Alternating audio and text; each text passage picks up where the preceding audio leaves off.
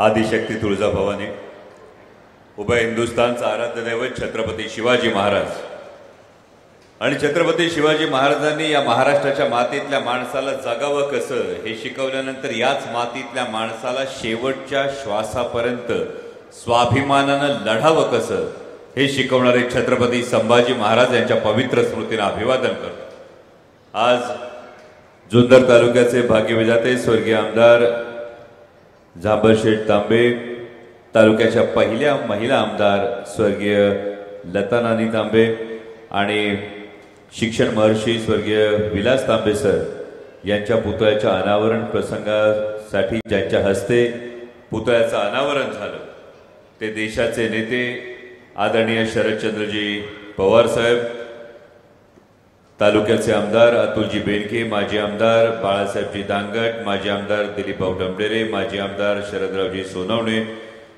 माजी आमदार जगन्नाथ बापू शेवाळे, सत्यशील दादा शेरकर, देवदत्तजी निकम, शरदरावजी लेंडे, आनंदरावजी चौगुले, अनिल तात्या मेहेर, शिवाजी दादा खैरे, अशोक दादा कोलप, विशालजी तांबे, माऊली शेठ खंडागळे, अनिल शेठ तांबे, संजयराव काळे, तुषारभाऊ थोरात, छायाताई तांबे, अंकुश शेठ आंबले, मोहितजी ढमाले, वल्लभ शेळके सर, शरदांना चौधरी, बाजीराव शेठ ढोले, व्यासपीठावरील सर्वच मान्यवर, खाली बसलेले पत्रकार बांधव, संस्थेचे सर्व पदाधिकारी, शिक्षक, विद्यार्थी मित्र, सर्व पंचक्रोशीतले प्रतिष्ठित नागरिक, सर्वांना जय शिवराय। खरं तर आमदार साहेबांनी आधी फार सोयीने सांगून ठेवलंय, पवार साहेब असल्यानंतर जास्त बोलायचं नसतं, पण खरोखर या ओतूरच्या भूमीत आल्यानंतर, या ओतूरच्या मातीत आल्यानंतर केवळ जुन्नर तालुक्याचं जसं महाराष्ट्रात एक फार मोठं वैशिष्ट्य आहे, त्याच पद्धतीनं जुन्नर तालुक्यात ओतूरचं एक फार वेगळं असं वैशिष्ट्य आहे, ओतूरचं एक फार वेगळं असं महत्व आहे। आणि विशेषतः आता मगाशी सूत्रसंचालकांनी विशालभाऊ उल्लेख केला, दुसऱ्यांदा लोकसभेची निवडणूक लढवली आणि दुसऱ्यांदा लोकसभेची निवडणूक लढवत असताना आमच्या नेत्या सुप्रियाताई सुळे यांनी जी घोषणा दिली होती ती होती रामकृष्ण हरी वाजवा तुतारी, आणि त्यातला रामकृष्ण हरी हा जो वारकरी संप्रदायाचा मंत्र आहे त्याची खरं तर सुरुवात, त्याचा पाया हा खरं तर बाबाजी चैतन्य महाराजांनी हा संत तुकाराम महाराजांना स्वप्नात येऊन खरं तर हा मंत्र दिला होता। आणि आज या पुतळ्याच्या अनावरण प्रसंगी उभं असताना मगाशी मी अनिल शेठना विचारलं की झांबर शेठ आमदार किती साली होते काळे साहेब, त्यांनी सांगितलं 1970 साली आमदार होते। आणि माझ्यासारखा कोणती राजकीय पार्श्वभूमी नसलेला माणूस जेव्हा राजकारणाकडे बघतो, आता शिवस्वराज्य यात्रा महाराष्ट्रात सुरू आहे, अनेक ठिकाणी अनेक किस्से ऐकायला येतात, त्यावेळी परिस्थिती ही निर्माण होते की 50 वर्षांपूर्वी 54 वर्षांपूर्वी या भागाचं ज्यांनी लोकप्रतिनिधित्व केलं त्या कार्यकर्तृत्वाचा गौरव करत आम्ही आज त्यांच्या पुतळ्यावर पुष्प अर्पण करत असताना आम्ही त्यांच्या समोर नतमस्तक होतो। पण ही नीतिमत्ता, ही तत्व, ही निष्ठा ही आजच्या काळात राहिली का, याचा एक फार मोठा प्रश्न सध्याच्या महाराष्ट्राच्या राजकारणाकडे बघितलं तर नक्कीच हा निर्माण होतो। मगाशी आमदार साहेबांनी याचा उल्लेख केला, बदलापूरच्या दुर्दैवी घटनेचा उल्लेख केला, पण त्याच वेळी लोकप्रतिनिधी म्हणून महाराष्ट्र राज्याचे शासन करते म्हणून हा सुद्धा विचार होणं गरजेचं आहे की 10 दिवसात 12 घटना घडतात आणि या 12 घटना दुर्दैवी घटना, माणुसकीला काळीमा फासणाऱ्या घटना घडत असताना काही शासनाच्या योजनांची जाहिरात करण्यामध्ये फक्त जर लोकप्रतिनिधी हे जर मशगूल राहत असतील तर अशा लोकप्रतिनिधींना जागा दाखवण्यासाठी जनतेनं जागं होणं गरजेचं आहे, ही काळाची गरज आहे।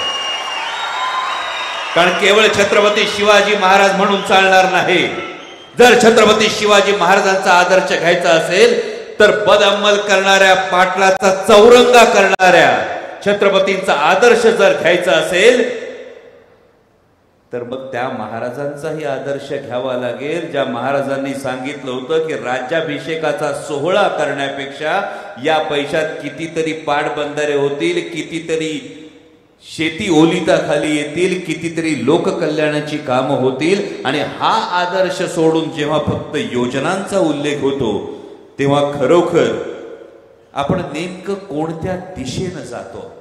आणि म्हणून मगाशी जांभळशेठच्या संदर्भातलं पुस्तक वाचत असताना मनापासून एक आदर होता, दाटून आला.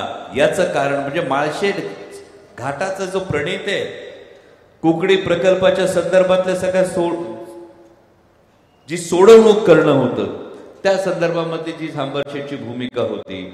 आणि मग नकळत एक तत्व असं सुरू होतं. मग कदाचित त्यावेळी जांभळशेठनी सांगितलं असतं की आता माळशेज घाट व्हायचा हे विकासाचं काम आहे म्हणून मी भूमिका बदलणार, तर कदाचित 54 वर्षांनंतर त्याचा पुतळा उभा करताना आमच्या मनात शंका निर्माण झाली असती. पण या मातीमध्ये ती गंमत आहे. या मातीमध्ये तो एक फार मोठा एक सत्व आहे, फार मोठं तत्व आहे. कारण क्रांतीज्योती सावित्रीबाई फुलेंच्या पदस्पर्शानं सुद्धा पावन झालेली ही माती आहे. 1948 साली 5 डिसेंबर 1948ला जेव्हा मुलींची चौथी शाळा चौथी शाळा मुलींची सुरू झाली, या मुलींच्या चौथ्या शाळेच्या वेळी शिक्षिका म्हणून राहताना स्वतः सावित्रीबाईंनी महिनाभर इथं ओतुरात वास्तव्य केलं. इतकंच नाही तर सत्यशोधक समाजाच्या ओतूर परिसरातले भाऊ कोंडाजी डुमरे पाटील यांचं सत्यशोधक समाजाच्या विषयी असणारं योगदान आणि त्या योगदानानंतर बाबाजी कुसाजी डुमरे पाटलांच्या 2 मुलींचा विवाह याच ओतूरच्या मातीमध्ये सत्यशोधक पद्धतीने झाला होता. आणि या विवाह सोहळ्याच्या संदर्भामध्ये इथे पुरोहितांनी जुन्नरच्या दिवाणी न्यायालयात दाद मागितली होती, पण खटला मात्र सत्यशोधक समाजाच्या बाजूने लागला होता. त्यामुळे ही माती केवळ लोकसेवेची नाही, ही माती तशीच क्रांतीची आहे. आणि ही माती या पद्धतीनं जी पुरोहितशाही आहे, ज्या पद्धतीनं एक समज निर्माण केले जातात, ही बंधनं घातली जातात, ही बंधनं झुगारून देणारी, हे आवर्जून यासाठी सांगतो. कारण या सगळ्या ज्या माझ्या माता भगिनी बसल्यात, या सगळ्या ज्या माझ्या विद्यार्थिनी बसलेल्या आहेत, तुमच्या इतकं नशीबवान महाराष्ट्रात दुसरं कोणीच नाही. कारण महाराष्ट्रातल्या माझ्या सगळ्या माता भगिनींना 3 वारसा लाभलाय, मातृत्वाचा, कर्तृत्वाचा आणि नेतृत्वाचा. हा मातृत्वाचा वारसा राष्ट्रमाता जिजाऊ माँसाहेबांचा आहे, कर्तृत्वाचा वारसा क्रांतीज्योती सावित्रीबाई फुल्यांचा आहे आणि नेतृत्वाचा वारसा अहिल्याबाई होळकरांचा आहे. आणि मनगटात तुमच्या तेवढी ताकद ही नक्कीच असली पाहिजे. जर वाकड्या नजरेनं बघितलं तर डोळे काढून देण्याची ताकद ही तुमच्या मनगटात आहे, याची प्रत्येकाने खात्री बाळगा.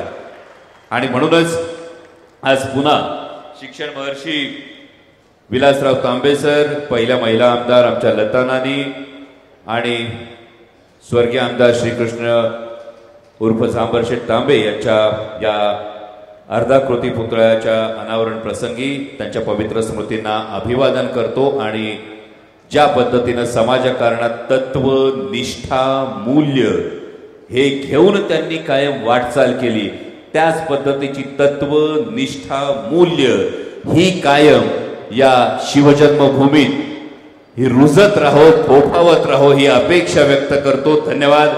जय शिवराय. धन्यवाद डॉक्टर कोल्हे साहेब.